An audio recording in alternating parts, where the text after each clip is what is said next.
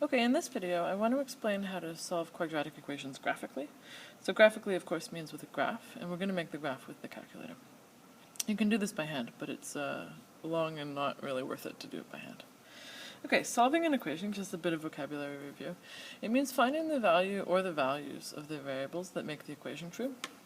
For example, if I had the equation 3x plus 1 equals 10, the solution to that would be x equals 3.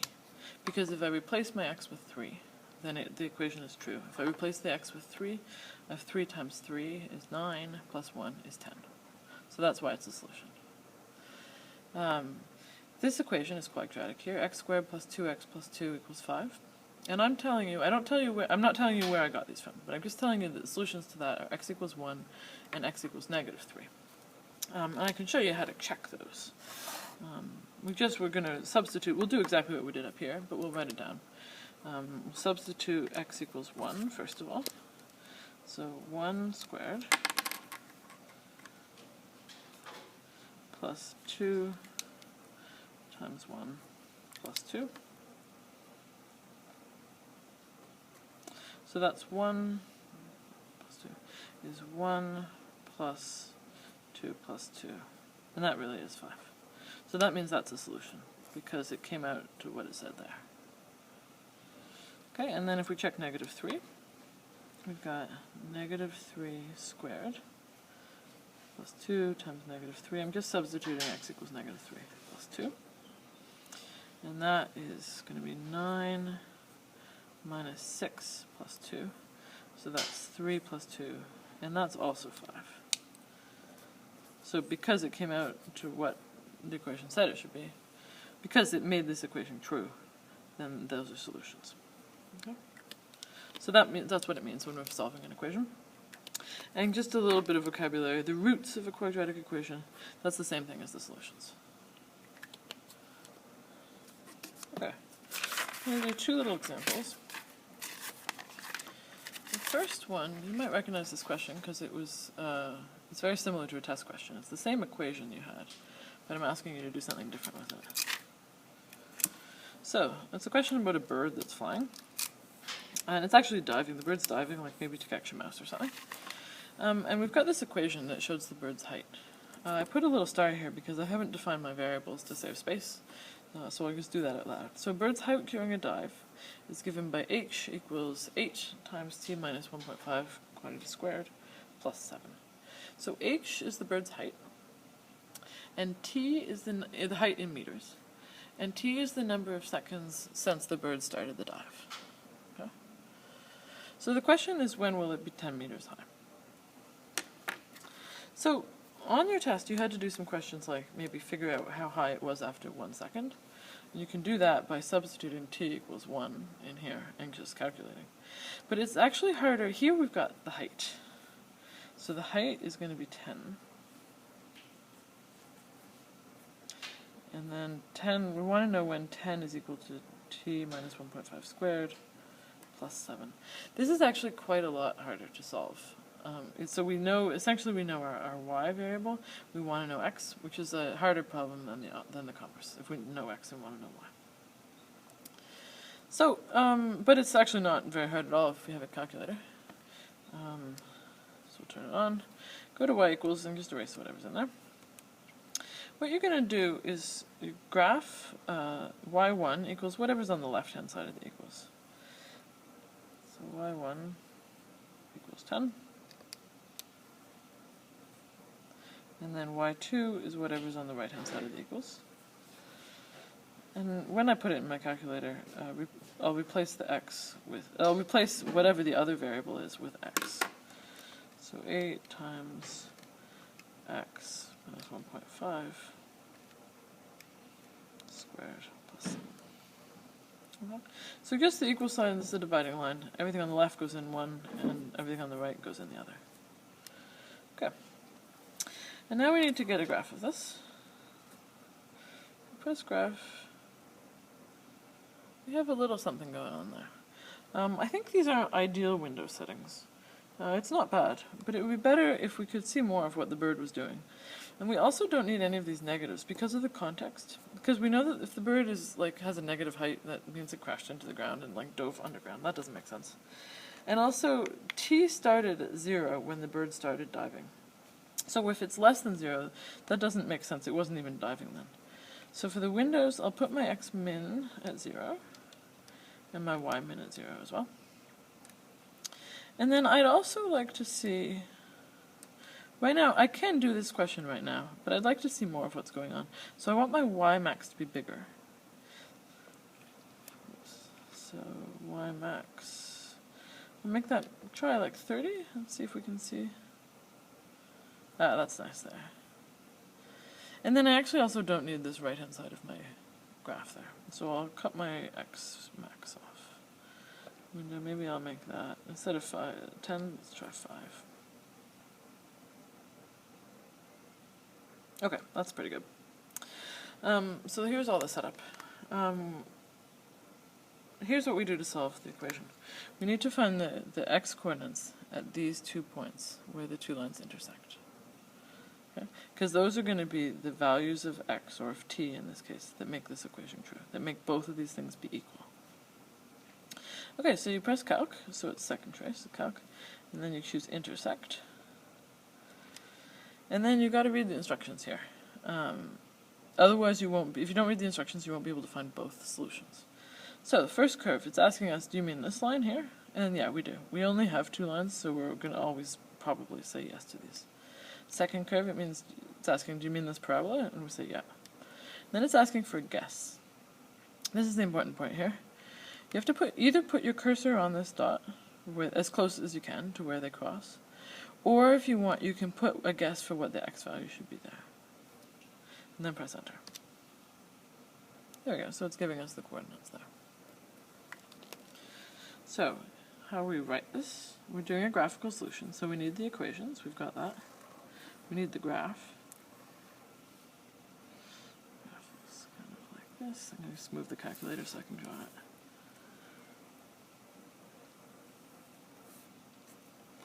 There we go. And then we have this point here. So to label the point, we need to label the points. Make sure you put the dot there. And then write the coordinates. And you can round them to 2 decimal places. So 2.11, 10. So that's one of the answers. But it turns out that this bird was 10 meters high twice. It was 10 meters high on the way down, and then it went below that. We know it went to 7 meters, because that's the vertex here is 1.57. And then it came back up to 10 meters again. So here's how we find the other intersection. It starts off, it's almost exactly the same. You go to calc, go down to intersect. First curve, yes. Second curve, yes. And then the difference is where we put our guess.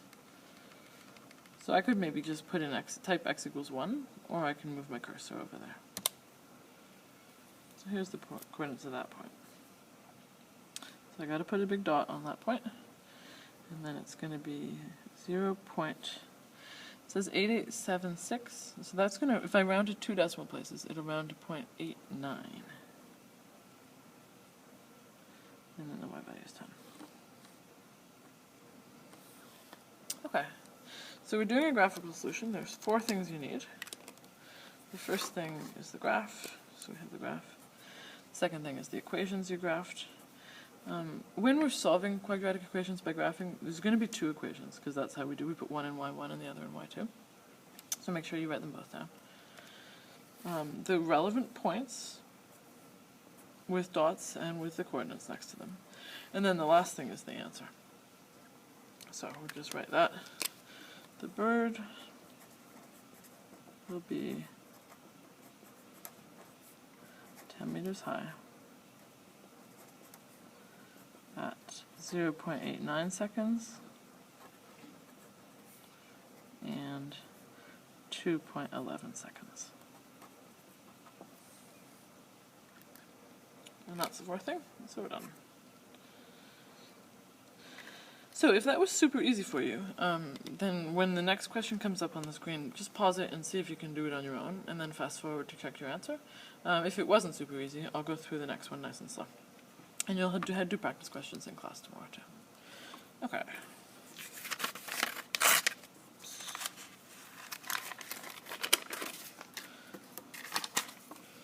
So, here's what we've got.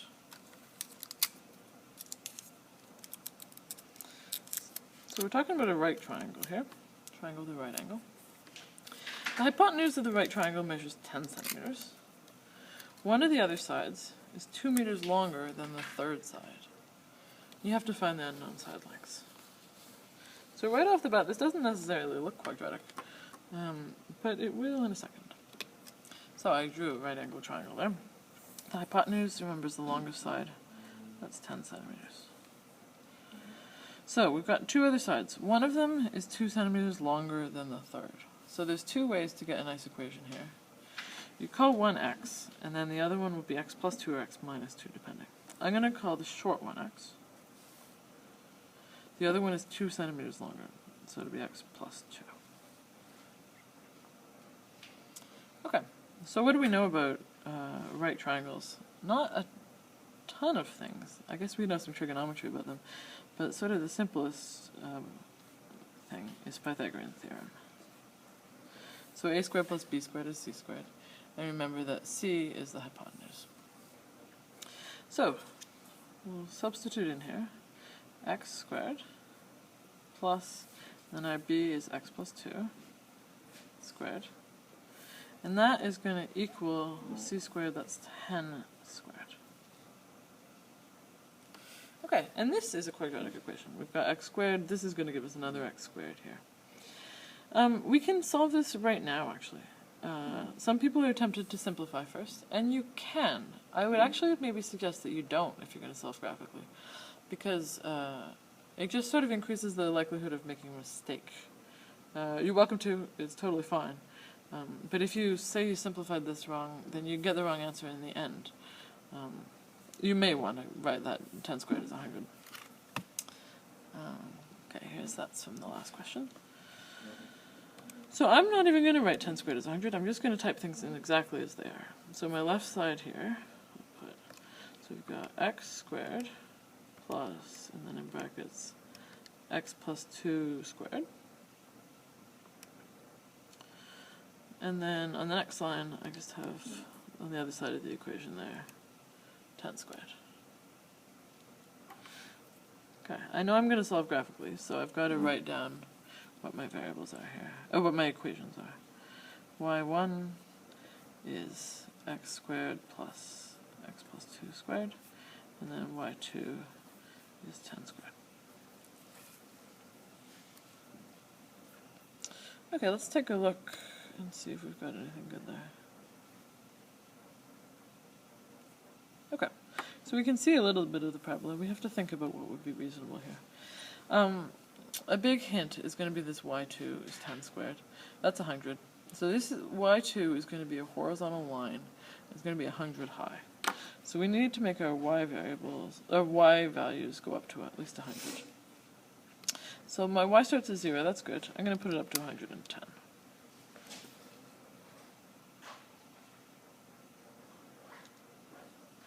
Okay. And then I'm going to expand this out. There'd be an argument for not looking at any negative x's, but I just want to show you what happens if we do. I'll set my x to go from negative 10 to 10 and see how that looks.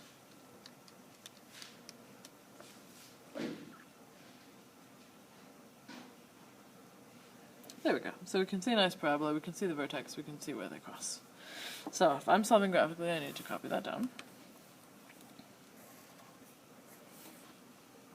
Just copy it down exactly as you see it on your screen. Or as closely as you can. There we go, that's my best imitation of that. Okay, so now we'll find the intersection points. I'll do maybe this one first. So calc intersect. First curve, yep, I mean that one. Second curve, yes, I mean that one too. And then my guess. Put the guess over here. And that gives me the point 6, 100. Then for the other point, calc intersect First curve, yes. Second curve, yes. Guess. I could just move my cursor over here. I'm going to type in a point because it's a little bit quicker. I'll type in the x value. I'll just type -5. There we go. So it says... So obviously that wasn't a very good guess, but it was good enough. The guess has to put it closer to the point I want than to the other point. That's how it chooses which one to do. So this point, make sure I have my dot, is the point -8, 100. Okay, so I'm doing my graphical solution. I've written the equations. I have a graph. I have the relevant points labeled with the dots and the coordinates. And then the last thing I have to do is the answer. And this I need to think about just a little bit. Because let's just think about what the question is asking, which is find the unknown side lengths, so these two sides. And then what my answers are here. X is the length of this side. And the two x values it gives me are -8 and 6. So that means that if my side length is -8 or 6, then this triangle would work. But if you think about that for a second, a side length of -8, that doesn't make any sense. If we're measuring a length, it's got to be positive. So here's what you do. Sometimes you'll have solutions to your equation that won't make sense in the context. So when you have that, just write them down anyway. Put a big X through them, and then write the word discard. So that means because of what my X represents, that number doesn't make sense. Okay? So this is my solution here. So what's relevant here is the X, because that's what I want to know there. So the answer is going to be the side lengths will be, so this one here is going to be 6 centimeters. The other unknown side length is, so it's x plus 2, so 6 plus 2, 8 centimeters. And then it only asks for the unknown one, so I guess we don't really have to put the last one, but it's kind of nice to, the hypotenuse is 10 centimeters. And if we just double check that in our head, 6 squared plus 8 squared is 36 plus 64, and that is 10 squared, it is 100. So that works perfectly. Okay, so in class tomorrow I'll have a bunch of practice questions for solving equations graphically.